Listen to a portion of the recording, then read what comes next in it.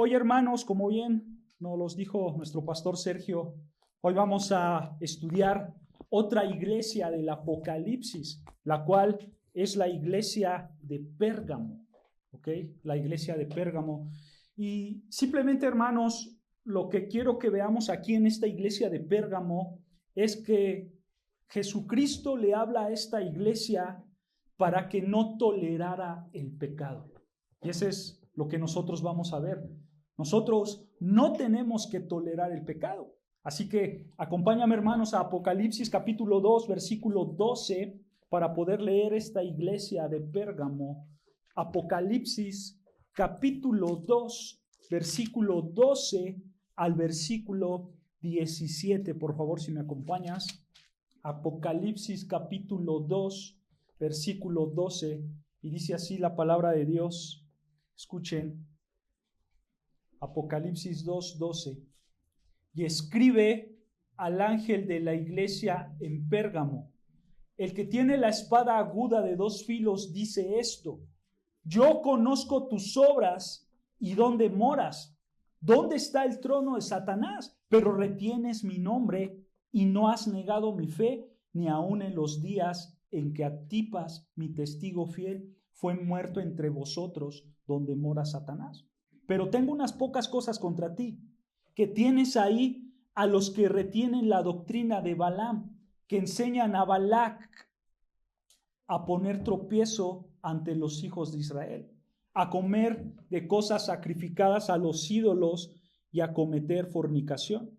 Y también tienes a los que retienen la doctrina de los nicolaitas, la que yo aborrezco. Por tanto, arrepiéntete pues, si no, vendré a ti pronto y pelearé contra ellos con la espada de mi boca. El que tiene oído, oiga lo que el Espíritu dice a las iglesias. Al que venciere, daré a comer del maná escondido, y le daré una piedrecita blanca, y en la piedrecita escrito un nombre nuevo, el cual ninguno conoce, sino aquel que lo recibe. Amén. Vamos a estudiar toda esta porción, hermanos, del Apocalipsis de la iglesia a Pérgamo, y como siempre es nuestra costumbre, hermanos, vamos a ir versículo por versículo para saber qué es lo que el Espíritu Santo quiere comunicarnos.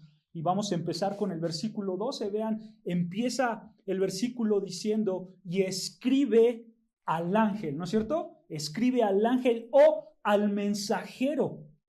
Escribe al mensajero, ¿de dónde? De la iglesia en Pérgamo. Detengámonos aquí tantito, hermanos. Es importante entender que es Pérgamo, ¿no es cierto? Pérgamo era una ciudad, hermanos, que se encontraba al norte de la ciudad de Esmirna. Si recuerdan, hermanos, las clases pasadas ya hemos estudiado a Éfeso, ya hemos estudiado a Esmirna, ¿no es cierto? Y bueno, ahora Pérgamo es una ciudad que se encuentra al norte de Esmirna, aproximadamente, hermanos, a unos 88 kilómetros al norte de Esmirna, ¿ok? Para ponerlo en tiempos y en distancias reales, es como si fueras tú de aquí a Cuernavaca. Esa es la distancia que se encontraba Pérgamo de Esmirna, ¿ok?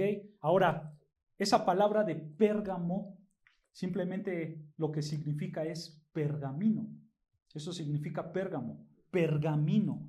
¿Y por qué se llamaba esta ciudad así? La ciudad del pergamino, porque, hermanos, un pergamino lo que era es una piel de animal que la ocupaban, obviamente la trataban, le hacían demás cosas para poder escribir en ella, ¿ok? Ese es un pergamino, la piel de animal para poder escribir en ella. Bueno, esta ciudad fue la que inventó el pergamino. Ellos inventaron el pergamino, por eso se llama esta ciudad la ciudad del Pérgamo. Ellos fueron la que lo fabricaron el pergamino por primera vez. Y hoy en día, hermanos, si ustedes agarran un mapa, ustedes pueden encontrar esta ciudad de Pérgamo, pero hoy en día ya no se llama Pérgamo. Hoy en día se llama Bergama, y se encuentra en Turquía. Es la ciudad de Bergama en Turquía, ¿ok? Entonces, ahora, quiero que notes, hermanos, una vez que hemos ubicado a la ciudad de Pérgamo, y muchas Biblias, hermanos, tienen mapas atrás, ya después ustedes pueden ver ahí y ubicar exactamente dónde estaba Pérgamo. Pero vean, hermanos, ahora yo quiero que veas cómo el Señor Jesucristo se va a presentar aquí. Cómo el Señor Jesucristo se describe a sí mismo para esta ciudad de Pérgamo. Y dice el versículo 12, vean, y escribe al ángel de la iglesia en Pérgamo. Y vean cómo se presenta el Señor Jesucristo, el que tiene la espada aguda o filosa. El que tiene la espada filosa de 2 filos, dice esto. Vean cómo se está presentando el Señor Jesucristo aquí, como una persona que tiene la espada filosa de 2 filos. Esto es importante entenderlo, hermanos. ¿Por qué? Porque esta espada que se está refiriendo aquí era como una espada larga que por sus 2 lados tenía 2 filos. Pero cuando nosotros, hermanos, y se menciona esta espada en varias partes del Apocalipsis, no solamente aquí, una espada filosa de doble filo. Pero cuando nosotros lo aplicamos, este simbolismo, al Señor Jesucristo, nos está dando a entender, hermanos, que el Señor Jesucristo es como si Él funcionara como esa espada. Una espada es ¿para qué? Para juzgar, para matar, ¿ok? Entonces, aquí el Señor Jesucristo iba a funcionar como eso de manera simbólica. El Señor Jesucristo, con la autoridad de su palabra, Él iba a juzgar a sus enemigos. Él iba a ser esa espada de doble filo. Él se está presentando aquí, hermanos, como un hombre que iba a juzgar por medio de su palabra. Entonces, hermano, nota aquí al Señor Jesucristo que se está presentando como el juez que tiene la autoridad para juzgar a sus enemigos con el poder de su palabra, por supuesto. Porque, hermanos, aquí el Señor Jesucristo se está presentando así. ¿Por qué? Porque más adelante lo vamos a ver en el versículo 16. Hay hombres que están metiendo doctrinas falsas. Hay hombres que están torciendo la palabra de Dios.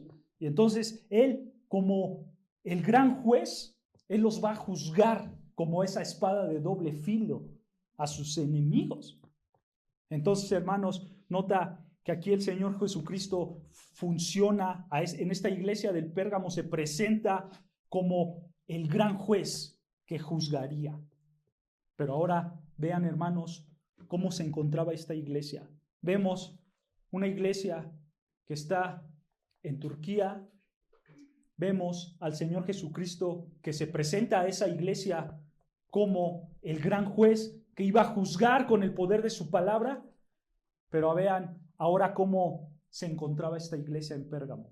Dice versículo 13, el Señor Jesucristo, el que tiene la espada aguda de 2 filos, dice esto. Escucha, yo conozco tus obras. Nota esa frase, yo conozco. Esa frase de yo conozco, hermanos, ya la hemos visto en otras iglesias, ¿no es cierto? En la iglesia de Éfeso y de Esmirna, el Señor Jesucristo va a utilizar esta misma palabra, y no solo en esta, sino en las demás iglesias que faltan por ver. El Señor Jesucristo siempre le va a decir a esa iglesia, yo conozco lo que haces, yo conozco tal cosa de ti. ¿Por qué, hermanos? Porque recuerden, esta palabra de yo conozco da la idea de que Él tiene un conocimiento perfecto de todas las cosas. Él no solamente conoce lo superficial de esta iglesia en Pérgamo, sino que Él conoce ¿qué?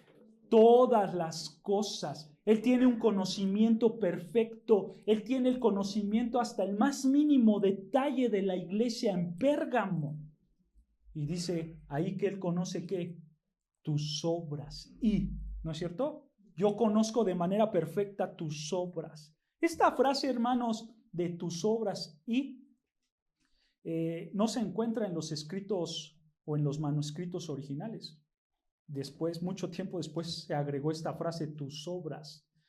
Pero si nosotros quitamos esa frase, hermanos, entonces el Señor Jesucristo le estaría diciendo a esta iglesia en Pérgamo, yo conozco de manera perfecta, de manera total, sin que se me pase el más mínimo detalle. Versículo 13, yo conozco dónde moras, dónde vives, le dice a la iglesia de Pérgamo. O sea, yo conozco cuál es tu hogar. Y vean, ¿dónde estaba el hogar de la iglesia en Pérgamo? Dice, continúa diciendo el versículo, donde está el trono de Satanás. ¿Qué significa esto, hermanos? ¿Por qué el Señor Jesucristo le está diciendo a la iglesia de Pérgamo, yo conozco de manera perfecta cuál es tu casa? Y yo sé que tu casa es donde está el trono de Satanás. ¿Por qué le está diciendo esto el Señor Jesucristo a la iglesia de Pérgamo?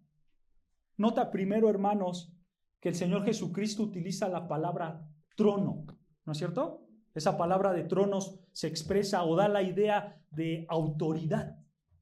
Entonces, cuando Jesús está describiendo que la casa de Pérgamo estaba donde estaba el trono de Satanás, simplemente lo que el Señor Jesucristo está dando a entender es que Satanás está ejerciendo una autoridad sobre esa ciudad de Pérgamo. ¿Ok? Satanás está ahí adentro, en la ciudad de Pérgamo. Y la pregunta que tenemos que hacer, hermanos, es, ¿y cómo Satanás ejercía su autoridad ahí en Pérgamo? ¿Acaso se aparecía y él movía todas las cosas? Hermanos, Satanás tenía la autoridad ahí en Pérgamo como la tiene hoy en día aquí en México. ¿Sabes cómo? Mediante todas las religiones falsas que existían en Pérgamo y que existen el día de hoy. Entonces, esta frase, donde está el trono de Satanás, está apuntando al poder que tenía Satanás mediante las religiones falsas que habían en Pérgamo. Porque, hermanos, como datos curiosos, ahí en Pérgamo se adoraban a muchos ídolos, se adoraban a muchos dioses griegos. Como por ejemplo, ahí en Pérgamo, hermanos, había un altar dedicado a Zeus.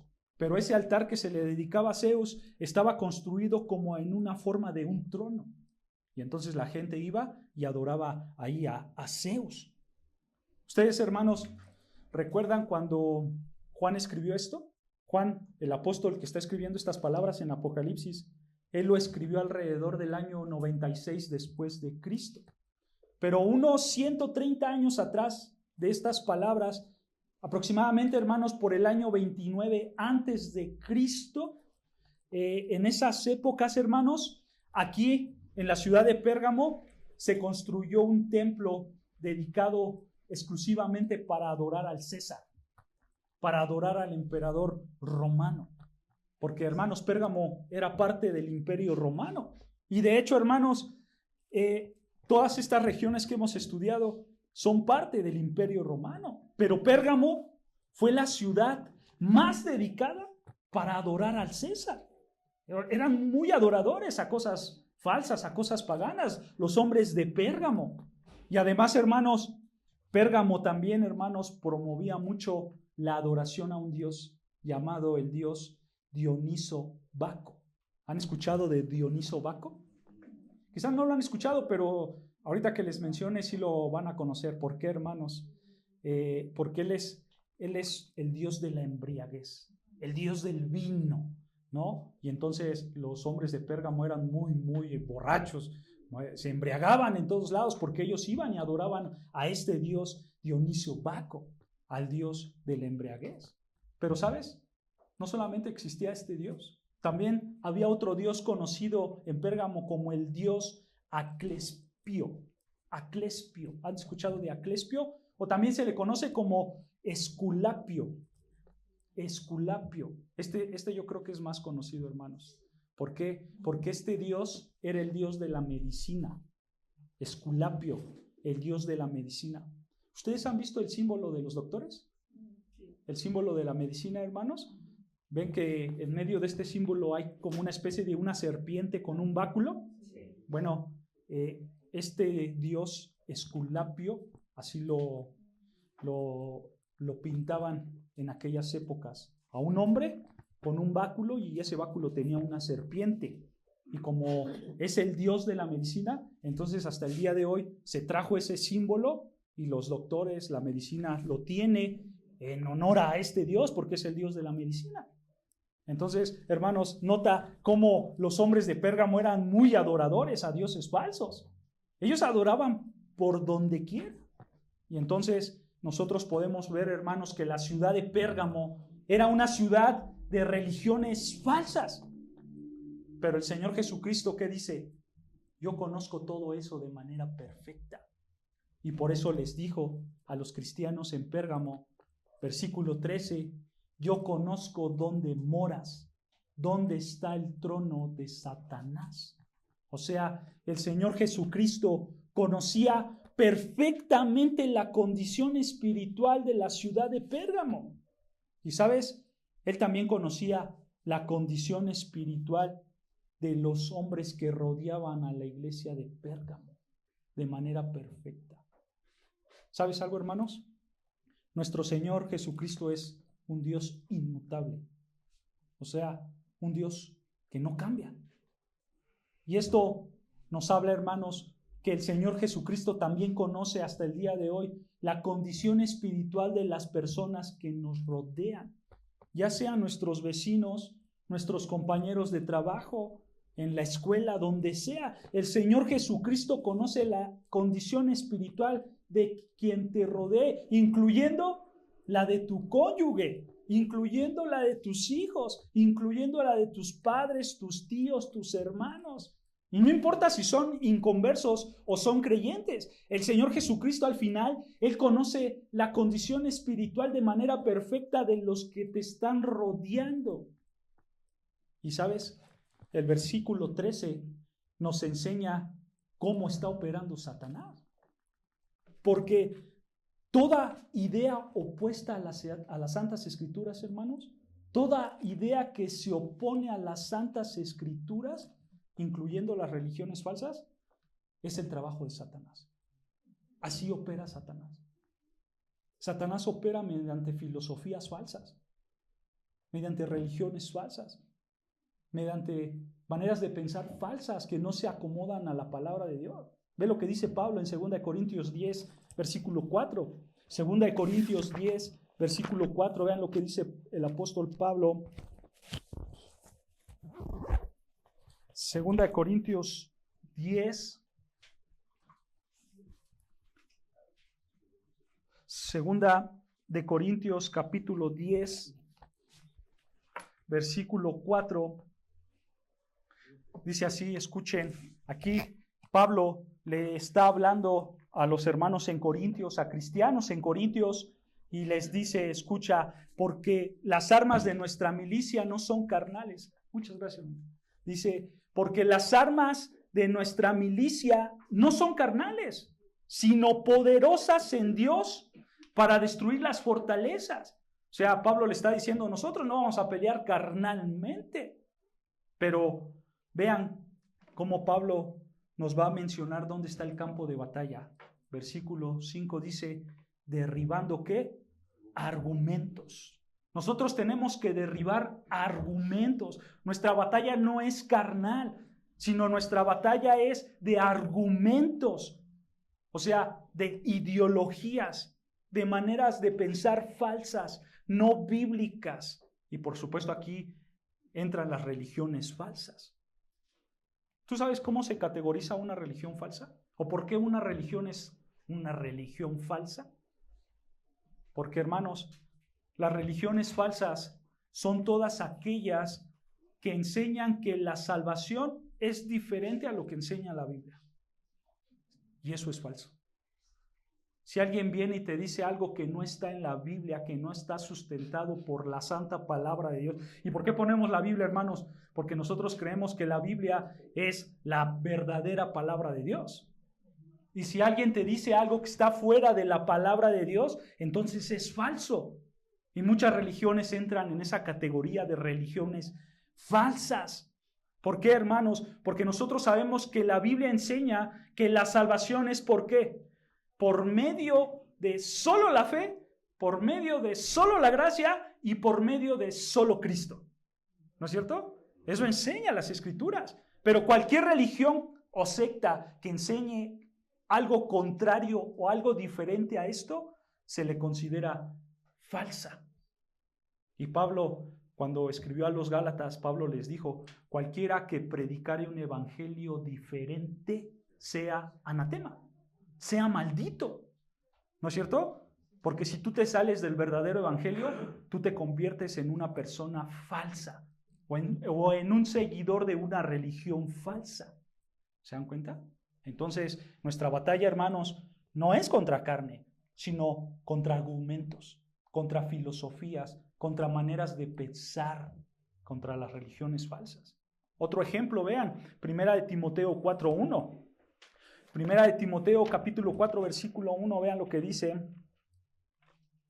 1 Timoteo capítulo 4, versículo 1.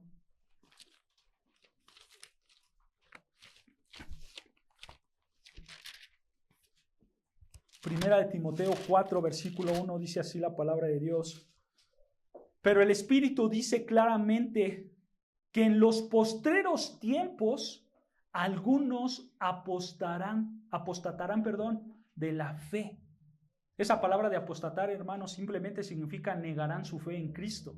O sea, en los últimos tiempos habrá personas que negarán su fe en Cristo. Escucha, dice la palabra de Dios, escuchando a espíritus engañadores. Dice, escuchando, porque la batalla es contra argumentos, contra filosofías, ¿no es cierto? Escuchando a espíritus engañadores y a doctrinas, o sea, enseñanzas de demonios. O sea, hermanos, lo que Pablo aquí está diciendo es que habrá hombres y mujeres que se dejarán llevar por las ideologías de los demonios, por las ideologías demoníacas. ¿Cómo pasa esto, hermanos? Bueno, los demonios usan a falsos maestros para que esos falsos maestros enseñen doctrinas falsas. Pero esas doctrinas son sutiles, ¿no es cierto?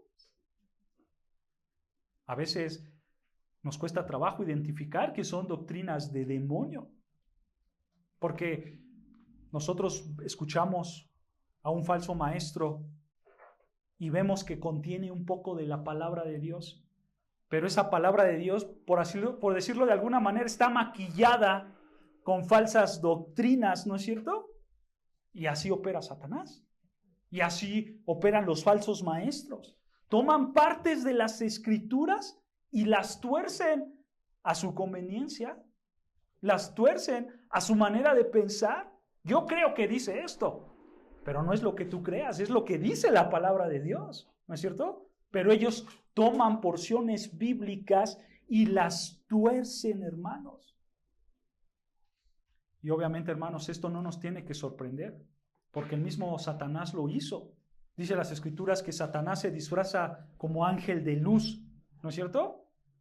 Por tal motivo, sus seguidores también se van a disfrazar de apóstoles, de maestros, de pastores. Y eso es una realidad, ¿no es cierto? Fíjense, hermanos, muchas veces decimos, híjole, hay mucha maldad en este mundo.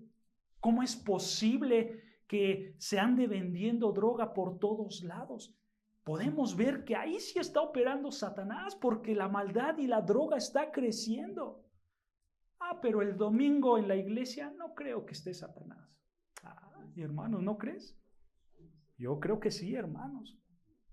Satanás está metido en todos lados, incluyendo en las iglesias. Porque Satanás, hermanos, va a dañar a la iglesia de Cristo mediante predicadores falsos. ¿Tú cómo crees que Satanás va a dañar más a la iglesia de Cristo?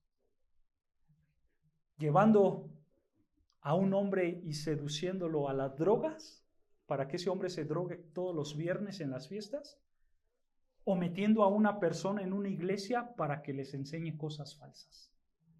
¿Cómo va a dañar más Satanás a la iglesia de Cristo?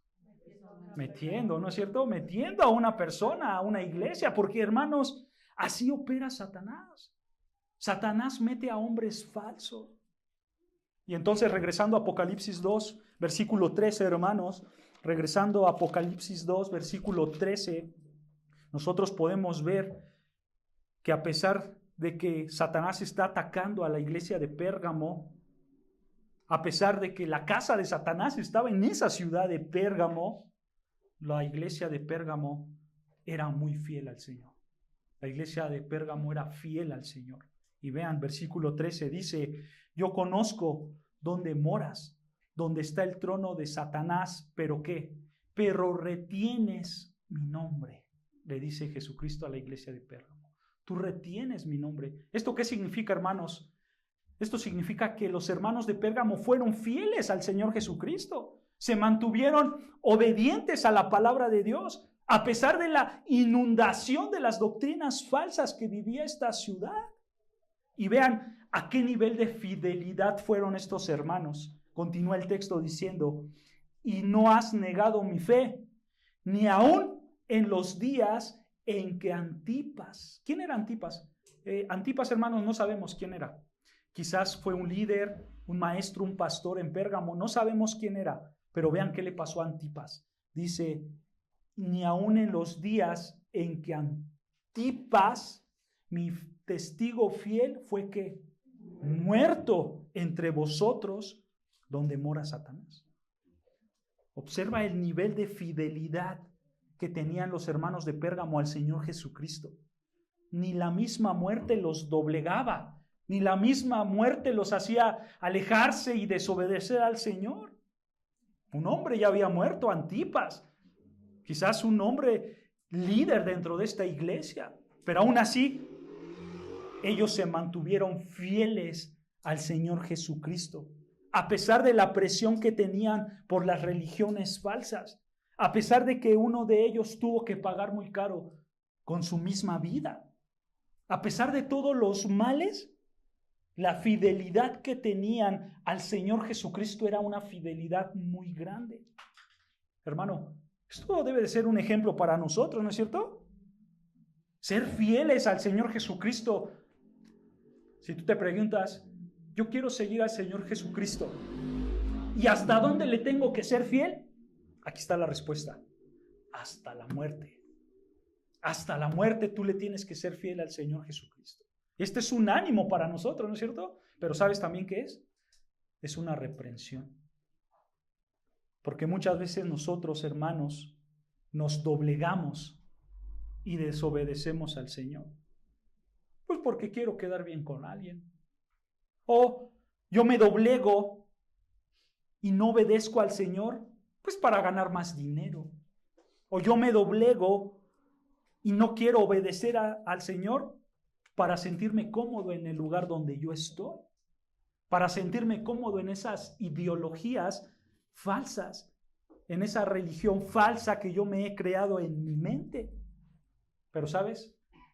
Antipas no fue así. El hermano Antipas, él fue fiel hasta la muerte. Hermano, yo solo quiero que tú reflexiones en esto. La iglesia de Pérgamo, dice la escritura, que estaba donde Satanás vivía, ¿no es cierto? Donde Satanás vivía, allí estaba la iglesia de Pérgamo. Y al pensar en esto, hermanos, a nosotros nos debe de dar ánimo, porque esto refleja el poder que tenía el Señor Jesucristo para proteger a esa iglesia a pesar de que Satanás estaba viviendo ahí. Porque, hermanos, el Señor Jesucristo, recuerdan cuando le dijo a Pedro, ahí en Mateo 16, y sobre esta roca edificaré mi iglesia, ¿no es cierto? Y las puertas del Hades, o sea, las puertas de la muerte no van a prevalecer en contra de ella, porque yo voy a proteger a mi iglesia, dice el Señor Jesucristo, ¿no es cierto?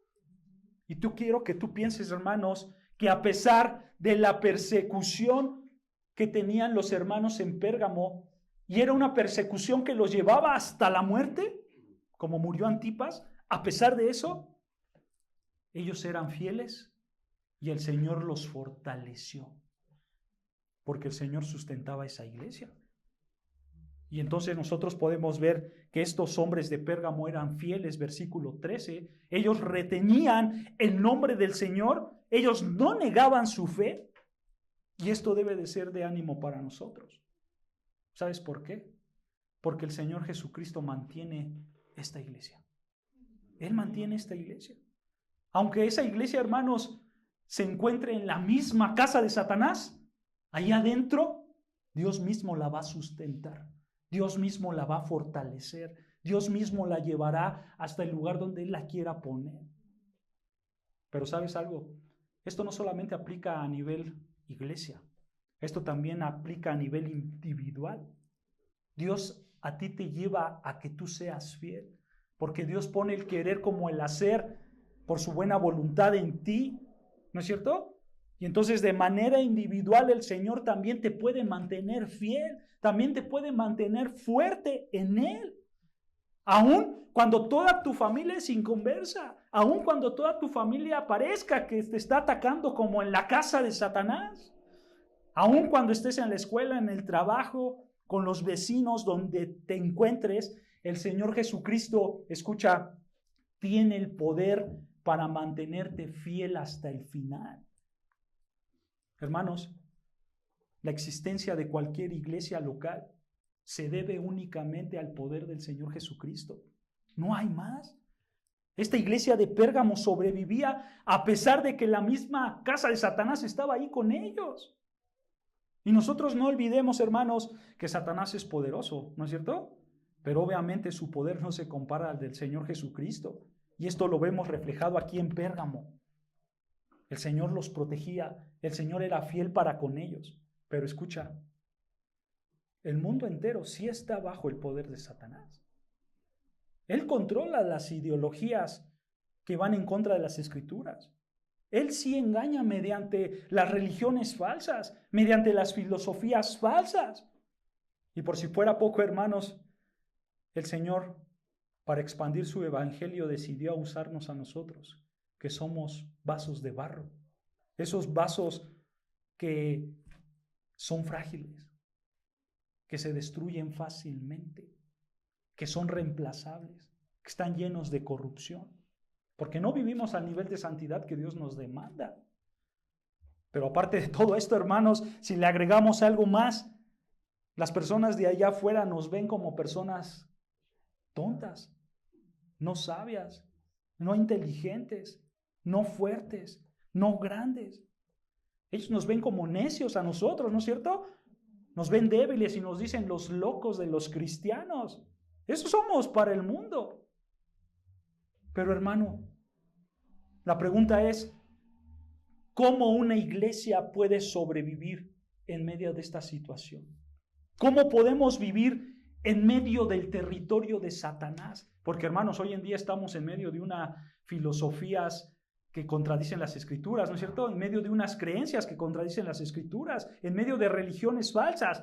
Podemos decir, hermanos, que nosotros como mexicanos estamos en medio de la casa de Satanás, porque sabemos a quién se adora, a la Virgen de Guadalupe, más que a otra cosa, ¿no es cierto? Y si le agregamos Coajimalpa, hermanos, es un pueblo de tradiciones y demás. Gracias a Dios hoy no hay cohetes, pero cada domingo hay cohetes. Estamos en medio de la casa de Satanás, pero ¿cómo sobrevive una iglesia en medio de todo esto? Solo hay una explicación: por el poder del Señor Jesucristo. No hay más. Solo Él nos sustenta. Porque hermanos, seguir esas religiones falsas, seguir esas maneras de pensar falsas son muy fáciles y son sutiles, que pueden endulzarnos nuestros oídos y podemos irnos y correr tras de ellos, ¿no es cierto? Pero cada uno de nosotros estamos hoy aquí, hermanos, gracias al poder del Señor Jesucristo, gracias a su fidelidad, gracias a Él, hermanos, porque la realidad es que nosotros somos débiles, débiles en santidad, débiles en pregonar el evangelio, ¿no es cierto?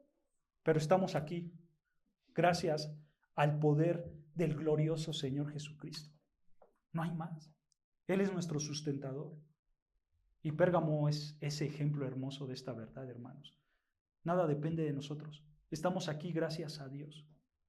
Pérgamo, hermanos, era perseguida grandemente. Pero, ¿sabes? Pérgamo, como todas las iglesias, son pecadoras. Y Pérgamo tenía un problema. Versículo 14. Apocalipsis 2, versículo 14 le dice el Señor Jesucristo a esta iglesia: pero tengo unas pocas cosas contra ti, que tienes ahí a los que retienen la doctrina o la enseñanza de Balaam, que enseñaba a Balac a poner tropiezo ante los hijos de Israel, a comer de cosas sacrificadas a los ídolos y a cometer fornicación. Vean, hermanos, aquí hay unos nombres que se nos pueden sonar raros, ¿no es cierto? Balac, Balaam. Pero para entender este contexto, hermanos, acompáñame a Números 31:16, por favor. Números 31:16, y aquí nos va a empezar a explicar por qué el Señor Jesucristo dijo todas estas palabras. Números 31, versículo 16, por favor. Números, capítulo 31, versículo 16. Dice así. Números 31, 16. He aquí, por consejo de Balaam, ellas, o sea, mujeres moabitas, ellas fueron causa de que los hijos de Israel prevaricasen contra Jehová en lo tocante a Balaam peor, por lo que hubo mortandad en la congregación de Jehová. Balaam, hermanos, que se menciona aquí, él era un hombre que aconsejó a Balac. ¿Quién era Balac? Balac era el rey de los moabitas. El rey de los moabitas quería destruir a los israelitas. Y entonces él no sabía cómo destruirlo porque Jehová estaba con él. Y entonces mandó a llamar a este hombre Balaam y le dijo, ¿cómo vamos a destruir a los israelitas? Pues muy fácil, hay que hacerlos pecar para que su Dios se enoje y así él mismo desaparezca a su pueblo. Pero ¿cómo los vamos a hacer pecar? Con tus mujeres moabitas. Y entonces, hermanos, así lo planeó Balaam. Y Balac, el rey de los moabitas, aceptó esto. Y entonces Balac empezó a meter a las mujeres moabitas para que los hombres israelitas se acostaran con ellas. ¿Ok? Y vean, este incidente lo vemos aún más marcado, con más detalle, en Números 25, vean, poco atrás, Números 25, 1. Números 25, versículo 1, vean lo que dice Números 25, versículo 1. Números 25, versículo 1 dice, moraba o vivía Israel en Sittim. Sittim, hermanos, era un lugar que se encontraba a un lado del Mar Muerto. Ahí se encontraba Sittim, ahí vivían los israelitas y vean lo que pasó. Y el pueblo empezó a fornicar con las hijas de Moab. Estas mujeres eran del pueblo de Balac. Balac, que era su rey, vemos que mandó a las mujeres para que fornicaran con los israelitas. O sea, los israelitas, hermanos, pecaron sexualmente con las mujeres moabitas. Y vean, versículo 2 dice, Números 25, versículo 2, las cuales invitaban al pueblo a los sacrificios de sus dioses. Y el pueblo comió y se inclinó a sus dioses. O sea, los israelitas se volvieron idólatras por el pecado sexual que tenían con las moabitas. Y saben, aquí hay una ilustración muy fuerte, porque aquí podemos ver, hermanos, cómo el poder de la influencia negativa es muy fuerte. Si ustedes han leído el libro del Éxodo, hermanos, ahí ustedes pueden ver que Dios les dice a los israelitas, ustedes no se hagan amigos de los cananeos para convertir a los cananeos. No lo hagas porque eso te puede contradecir, ¿no es cierto? Puede pasar como un arma de doble filo. No tienes que hacer eso. Pero ¿qué hacían los israelitas? En lugar de ir y conquistar y destruir al pueblo, ellos se relacionaban con ese pueblo para tratarlos de alguna manera convertir, pero los israelitas aceptaban sus creencias, aceptaban sus dioses y fueron influenciados al pecado. ¿No es cierto? Nosotros vemos que ellos no hacían caso al Señor. Y aquí las mujeres moabitas obviamente no les decían, ay, ¿tú que eres israelita? Vamos a mantenernos santos como tu Dios te lo manda, porque tú tienes a Dios Jehová, el Todopoderoso, y hay que adorarlos juntos. Obviamente una moabita no iba a decir eso. Pero hermanos, esta es una gran lección para nosotros. Y no importa qué edad tengamos, si nosotros cultivamos una relación del tipo que sea con alguien que no le importa el evangelio, que no le importa a Cristo, normalmente nos vamos a conformar a su pecado antes que él se conforme al evangelio de Cristo. Si su manera de actuar y de pensar son pecaminosas, ten por seguro que tú vas a actuar así. Por eso el famoso dicho, júntate con lobos y aprenderás a aullar, ¿no es cierto? Porque eso es inevitable. Y la Biblia, hermanos, pone muchos ejemplos de esto. Pablo, hermanos, se los dijo a los corintios, la mala compañía corrompe las buenas costumbres. Eso es cierto, ¿no es cierto? Las malas compañías corrompen las buenas costumbres. Y eso le pasó a los israelitas con las mujeres moabitas. Y esto es un gran ejemplo para todos nosotros y específicamente también para los solteros que nos están escuchando, que nos están viendo. Tú soltero, si tú eliges tener una relación romántica con una incrédula o un incrédulo, al final te puede pasar esto. Y si tú decides casarte con ese incrédulo, te va a ir peor. Porque tu cónyuge incrédulo o incrédula puede contribuir a que tu espiritualidad se vaya para abajo. Y entonces tú soltero, si buscas una relación, mejor hazlo con alguien en el Señor, que sea de tu misma creencia, de tu misma fe, para que tú te evites muchos problemas al futuro. Y si tu hermano, por X circunstancias, ya estás casado o casada con alguien que es incrédulo o incrédula, tú debes de ser como los hermanos de Pérgamo, que por la gracia de Dios, en medio de las presiones, se mantenían fieles al Señor en medio de la casa de Satanás. Y no estoy diciendo que tu esposo es Satanás. Lo que estoy diciendo, hermanos, es que tú tienes que ser fiel al Señor. No importa dónde te encuentres, con quién te encuentres, quién te rodee, tú debes de ser fiel hasta el Señor. Tú debes de predicar el evangelio a tu cónyuge, a tus hijos, a tus parientes, sean inconversos o no. Y tú debes de estar orando por ellos, pero esa predicación y esa oración tiene que estar respaldada con tu vida de obediencia y de santidad al Señor, ¿no es cierto? Para que pueda dar fruto, porque si no te convertirías en un hipócrita, en alguien que solamente dice, pero las acciones no son las correctas.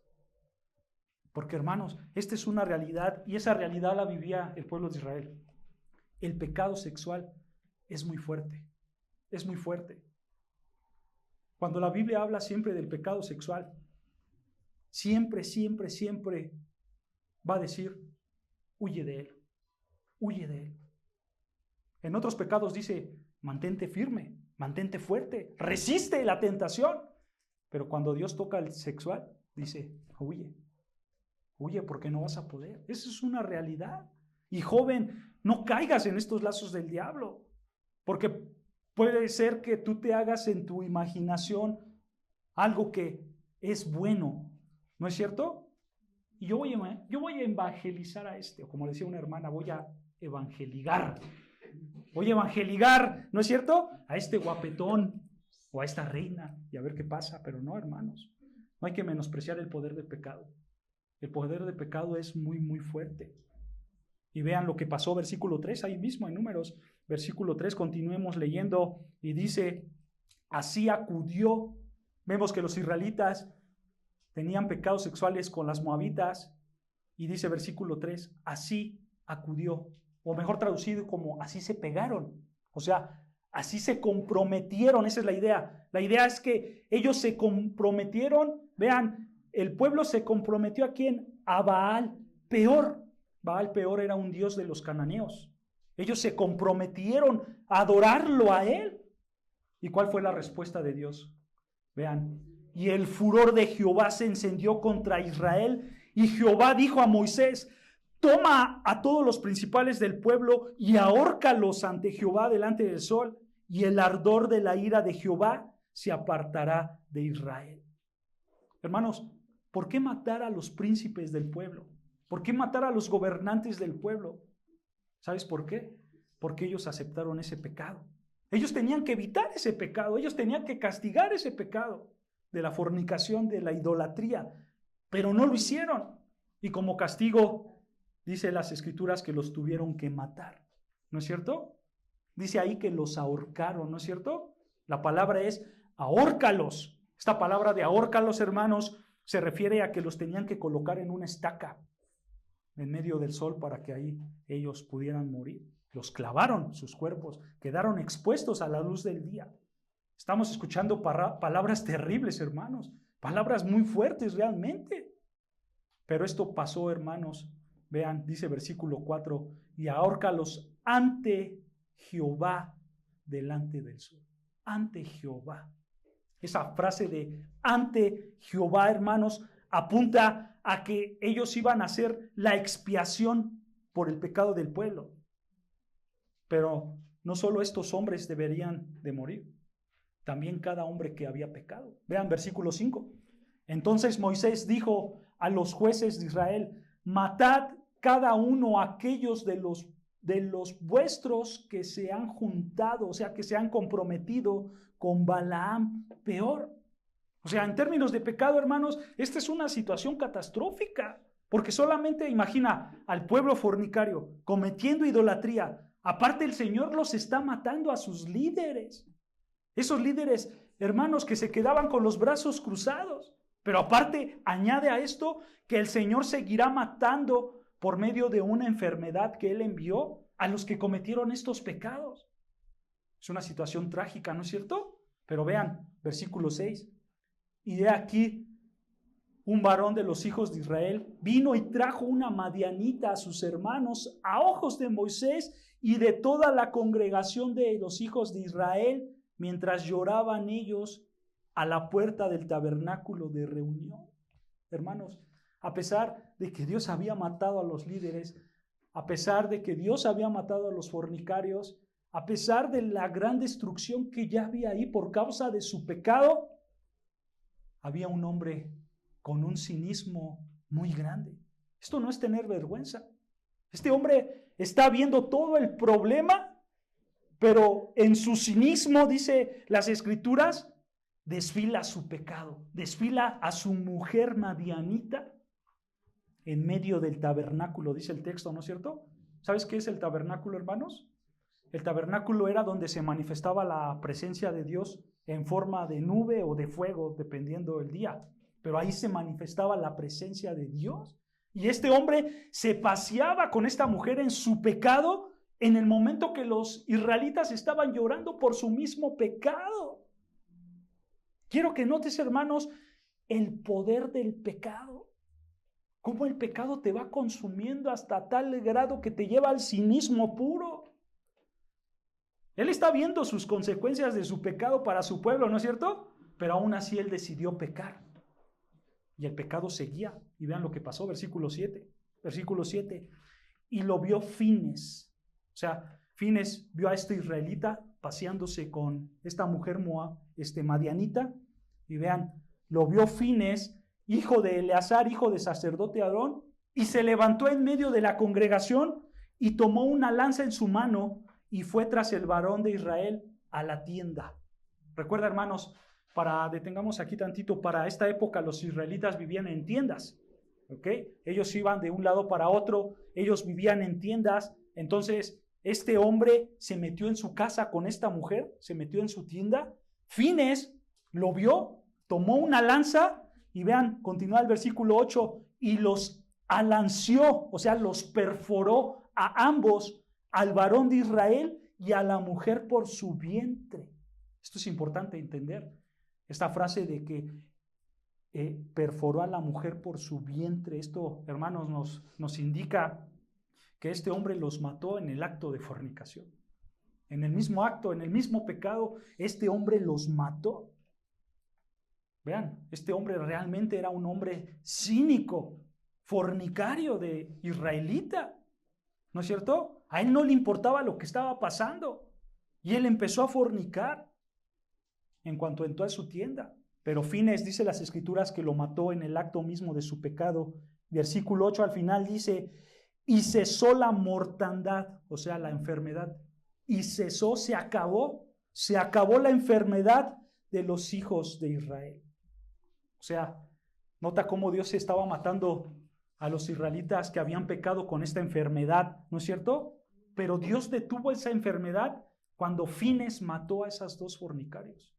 Cuando Dios vio que un hombre decidió acabar con el pecado, ¿no es cierto? De algún modo, hermanos, Fines actuó como un sacerdote, como un intermediario cubriendo el pecado de los israelitas. Pero nota cuántos israelitas pecaron de fornicación y de idolatría. Versículo 9.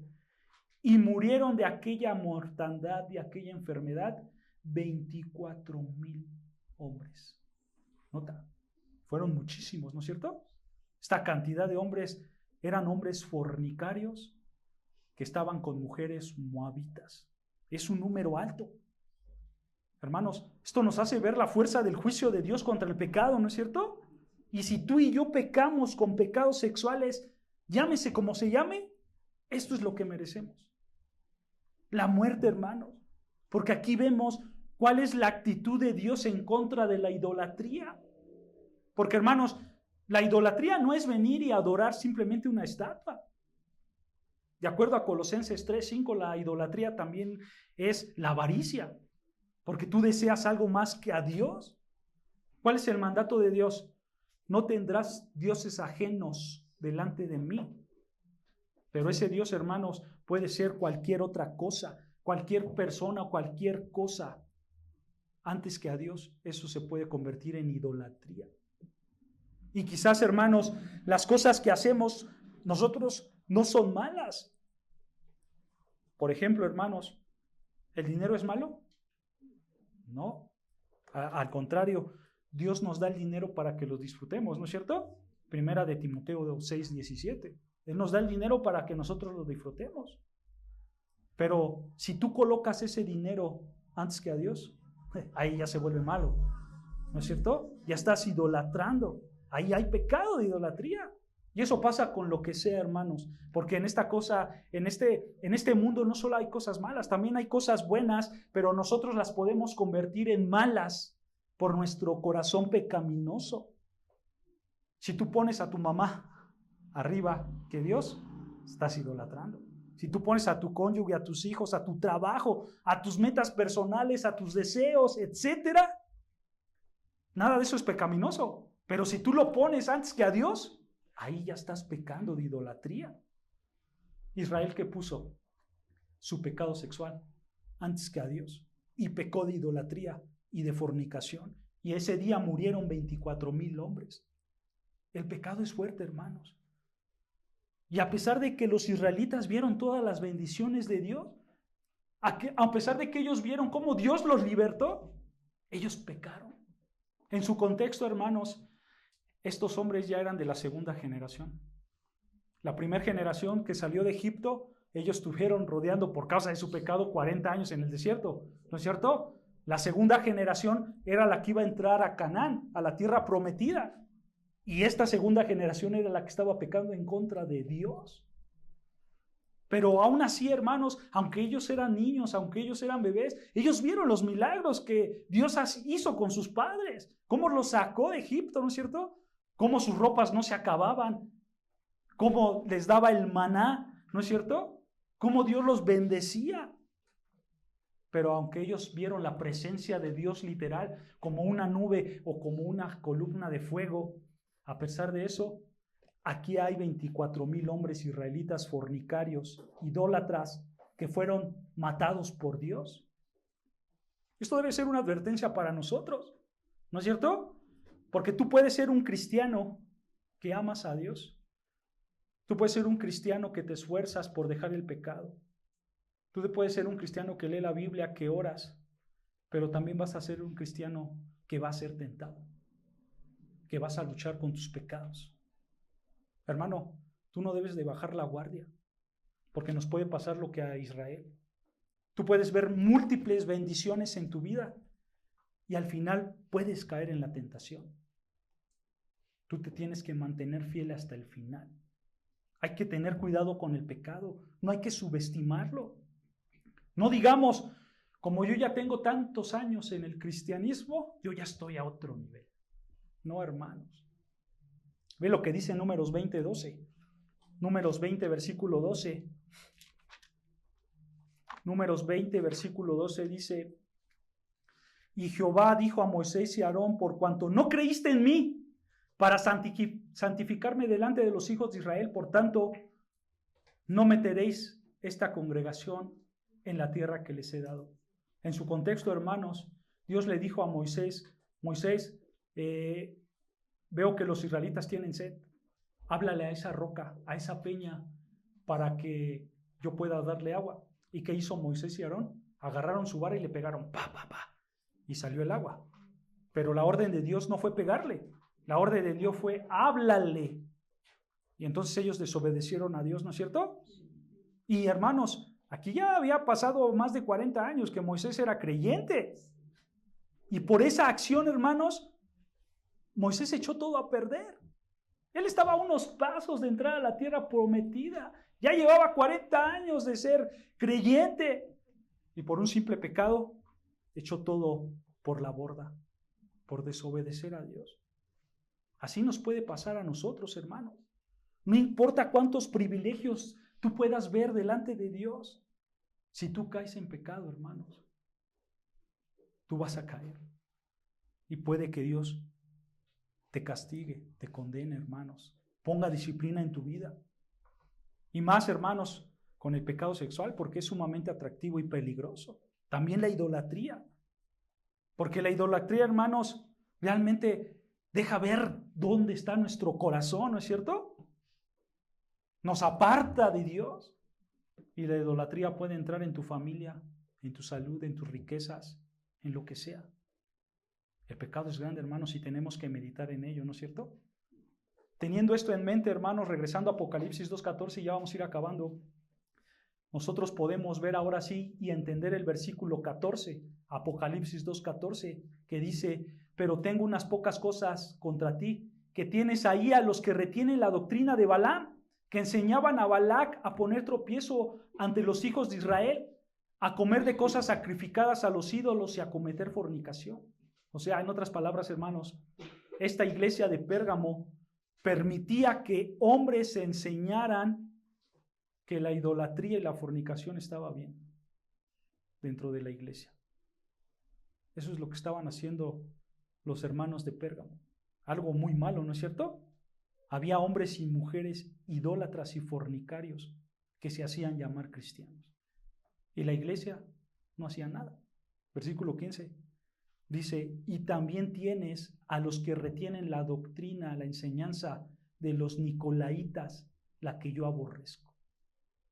Vean, hermanos, cómo a Pérgamo le faltó rechazar las falsas doctrinas, ¿no es cierto? Es el mismo pecado que cometió Efeso, aceptar las doctrinas de los nicolaitas. No sabemos, hermanos, realmente hasta el día de hoy quién eran los nicolaitas, pero lo que sabemos es que al Señor no le gustaba su doctrina. Él aborrecía esa doctrina porque era una doctrina falsa. Quiero que pienses en esto, hermanos.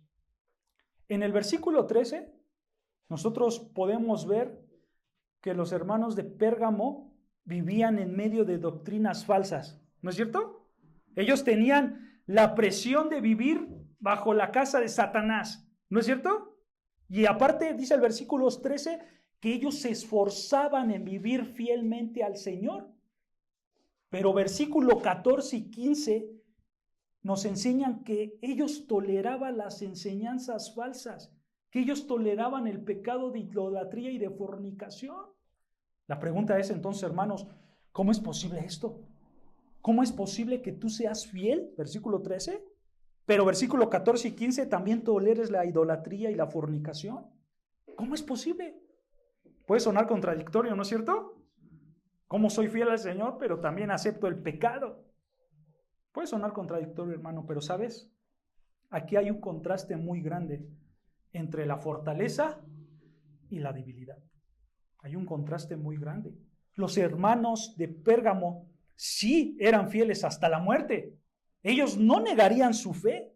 Ellos seguirían a Dios, pero también toleraban el pecado. También eran idólatras. También eran fornicarios. Esto ilustra claramente nuestra imperfección como seres humanos, ¿no es cierto? Esto ilustra claramente también cómo nosotros toleramos el pecado. Así somos nosotros como personas individualmente y como iglesia. Hermanos, nosotros podemos ser muy fuertes en unas áreas, pero podemos ser muy débiles en otras áreas. Y esto nos debe de recordar que necesitamos examinarnos nosotros a la luz de la palabra de Dios día a día, para que tú veas en qué área necesitas corregir. Hermanos, parte del por qué venimos nosotros a esta iglesia es para eso, para que tú aprendas cuáles son tus fortalezas, pero también cuáles son tus debilidades. Y cuando tú veas tus debilidades, ¿qué tienes que hacer? Arrepentirte, como lo que hizo los hermanos de Pérgamo. Porque dice versículo 16, por tanto, ¿qué? Arrepiéntete. Arrepiéntete. Pero nota algo importante. El Señor Jesucristo jamás les está diciendo, como en el versículo 13 son fieles y fieles hasta la muerte, entonces yo me voy a hacer de la vista gorda de tu idolatría y de tu fornicación. No, no les está diciendo eso. Porque para Dios, hermanos, la obediencia jamás va a compensar el pecado. El que peca, peca. La santidad jamás va a compensar la impiedad. Hermanos, lo que quiere el Señor de ti es una santidad total en tu vida. Sé santo como yo soy santo. ¿No es cierto? El estándar es muy alto, sí, pero eso es lo que quiere el Señor. Por eso, hermanos, aquí les está diciendo, en un área de tu vida estás bien, pero en otra estás mal. Por tanto, arrepiéntete. Por tanto, busca la santificación. Por tanto, dale la espalda al pecado. Eso es arrepentirse. Darle la espalda al pecado. Y mejor ir a la dirección santa, al camino correcto que Dios te ha trazado. Porque a veces nosotros podemos pensar mal, ¿no es cierto, hermanos? Y decir, Señor, tú sabes que yo tengo mis pecados, pero también tú sabes que yo voy a la iglesia, que lloro en las mañanas. Tú también sabes, Señor, que yo ayudo cuando puedo, que yo ofrendo a la iglesia. Sí es cierto, yo miento por acá y robo por acá, pero tú sabes, Señor, yo soy humano. Y entonces te quieres escudar con tus buenas obras, ¿no es cierto? Pero ¿sabes? Eso no aplica para el Señor. El Señor no acepta ese tipo de cosas. El Señor no lo aceptó en la iglesia de Pérgamo y el Señor tampoco lo va a aceptar en esta iglesia. Al contrario, Él les dijo, arrepiéntete, deja tu pecado, deja la falsa doctrina, deja la idolatría, deja la fornicación. Y vean lo que dice, versículo 16. Por tanto, arrepiéntete, pues si no, una advertencia, ¿no es cierto?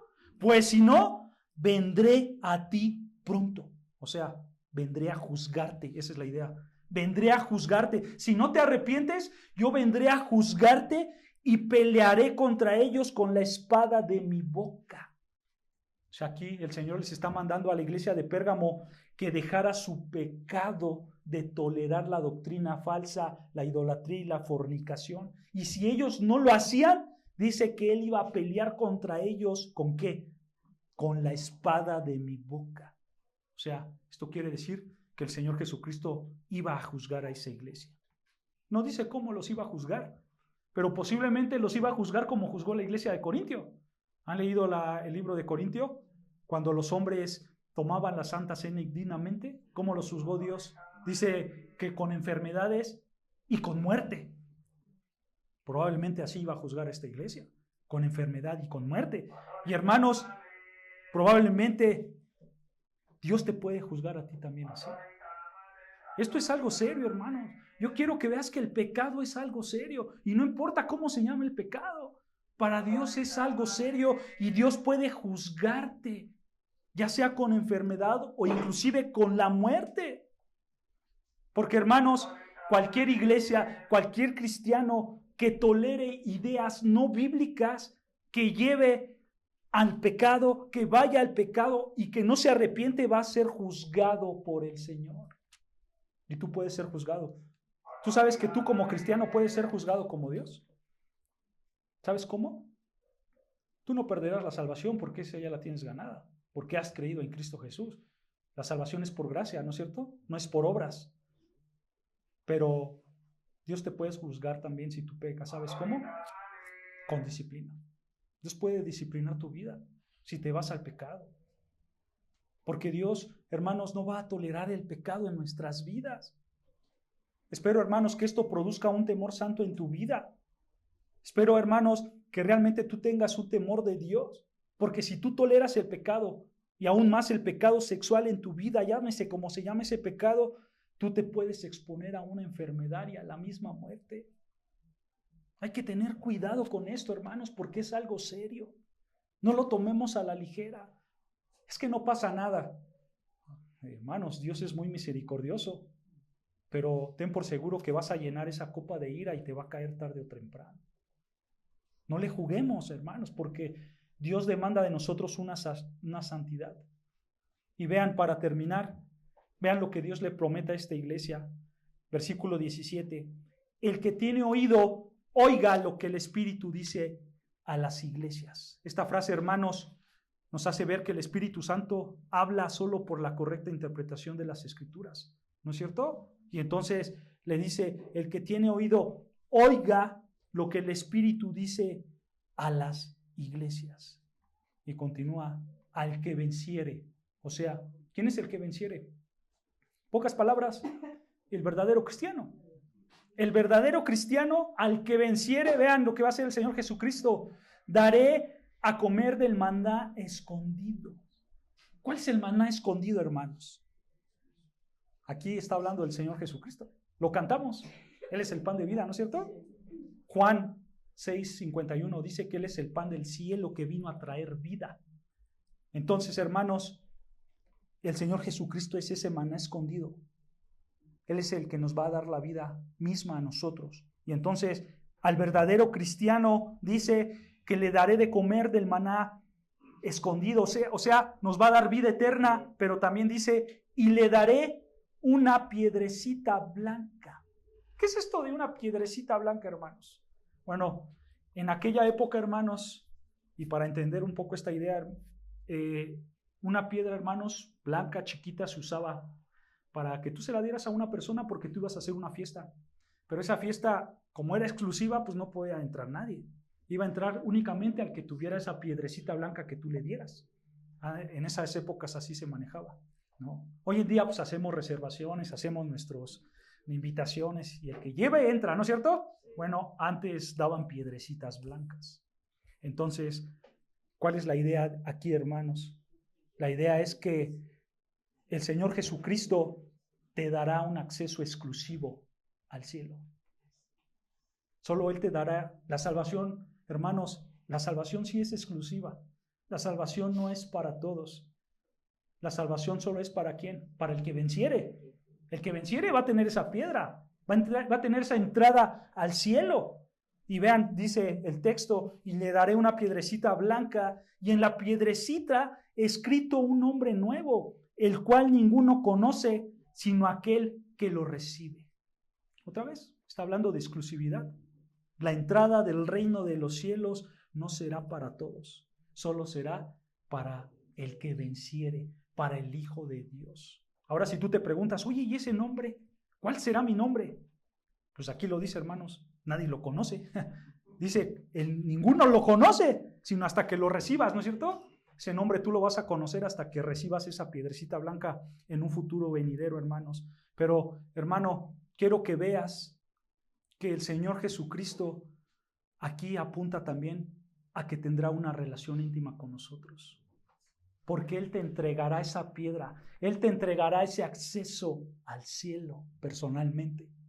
Él tendrá una relación íntima contigo y Él se mostrará ahí tal cual es, mejor de lo que se ha mostrado aquí, porque nosotros estaremos en el reino de los cielos con todo el esplendor, con toda la gloria del Señor, hermanos. Pero es importante, esto no es para todos, esto es para que el que venciere. Él nos dará vida eterna, Él nos dará una entrada exclusiva al cielo. Él se presentará a nosotros de manera íntima. Él se dará a conocer como jamás se ha dado a conocer aquí en la tierra, pero solamente para el que venciere. No sabemos cuándo nos va a quitar la vida el Señor, hermanos. ¿Qué tal si pasa hoy? Mañana, en 100 años. No sabemos. Solo hay que estar conscientes en dónde estamos parados. Hay que estar conscientes dónde vamos a ir. Sea al cielo o al infierno, que es la muerte segunda. Y si tú has pecado en contra de Dios, sin importar cuál sea el pecado, o has cometido el pecado de Pérgamo, de la idolatría y de pecado sexual, de fornicación, arrepiéntete. Deja ese pecado. Sigue a Cristo. Porque de acuerdo al versículo 17, los salvos únicamente serán los que vencieren. O sea, los verdaderos cristianos, no hay más. Solo los que han tenido fe, solo los que han tenido la gracia y solo los que han tenido y han creído en Cristo Jesús serán salvos. Solo a ellos se les dará esta piedrecita blanca, este acceso al cielo. Yo quiero acabar con unas preguntas para que reflexiones, hermanos. ¿Tú toleras el pecado sexual en tu vida? Hermano, ¿tú toleras el vivir para algo que no es Dios? ¿Tú toleras las ideas no bíblicas? Si es así, entonces sí necesitas arrepentirte, porque tú te estás exponiendo al juicio de Dios. Hermanos, mejor busquemos alejarnos del pecado, mejor busquemos y no toleremos lo que no le gusta a Dios. No le pongamos excusas, alejémonos y vivamos en santidad. No por nuestras fuerzas, sino por la gracia de Dios, porque Él es el que nos sustenta, hermanos, es el que nos da las fuerzas, pero tú tienes que reconocer que eres pecador y necesitas arrepentirte, así como los hermanos de Pérgamo, para seguir la santidad y tener el acceso exclusivo al reino de los cielos. Amén. Oremos, hermanos, al Señor.